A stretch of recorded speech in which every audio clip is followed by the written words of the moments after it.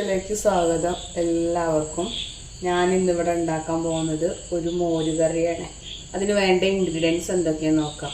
ഞാനിവിടെ എടുത്തിരിക്കുന്നത് കുമ്പളങ്ങയും ചേമ്പും, പിന്നെ കുറച്ച് ഒരമുറി തേങ്ങ, 4 പച്ചമുളക്, 3 കൊച്ചുള്ളി, ചെറിയ ജീരകം, ഒരു ബൗള് മോര്, പിന്നെ മഞ്ഞൾപ്പൊടി. ഇത്രയും സാധനങ്ങളാണ് നമുക്ക് വേണ്ടത്.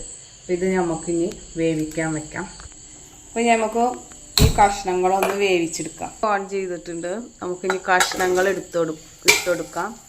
ഇനി അതിലേക്ക് വേണ്ട വെള്ളം ചേർക്കാം.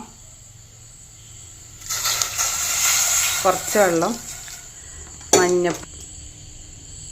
നമുക്കിനി ആവശ്യത്തിനുള്ള ഉപ്പും ചേർത്തിട്ട് വേവിച്ചെടുക്കാം.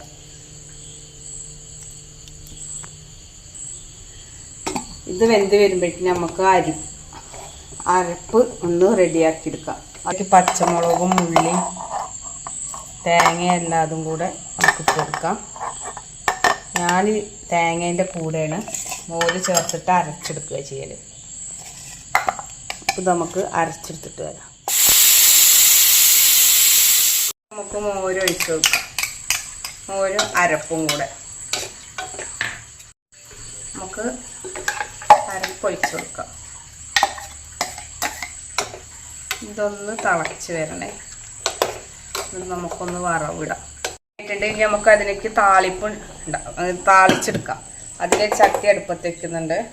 ചട്ടി ചൂടായിട്ടുണ്ട്. നമുക്ക് അതിലേക്ക് കുറച്ച് വെളിച്ചെണ്ണ ഒഴിച്ചു കൊടുക്കാം. 2 വാറ്റൽമുളക് ഇട്ടിട്ട് വറവിടാം.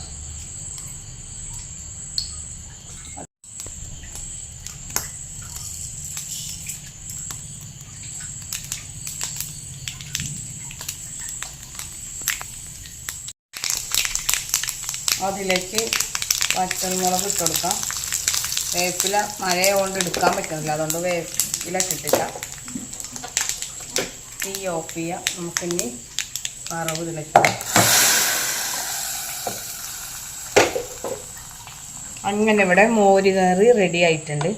നമുക്കിതൊരു പാത്രത്തിലേക്ക് മാറ്റാം. അങ്ങനെ ഇവിടെ മോര് കറി റെഡി ആയിട്ടുണ്ട്. ഇത് നമുക്ക് ചോറും ബീഫും ചിക്കനൊക്കെ കൂട്ടി നല്ല കോമ്പിനേഷനാണ്. എല്ലാവരും സബ്സ്ക്രൈബ് ചെയ്യണം. എല്ലാവരും ഞങ്ങളുടെ ചാനൽ കാണണം, സപ്പോർട്ട് ചെയ്യണം. അപ്പോൾ വീണ്ടും ഒരു കുഞ്ഞു വീഡിയോ ആയിട്ട് വരാം.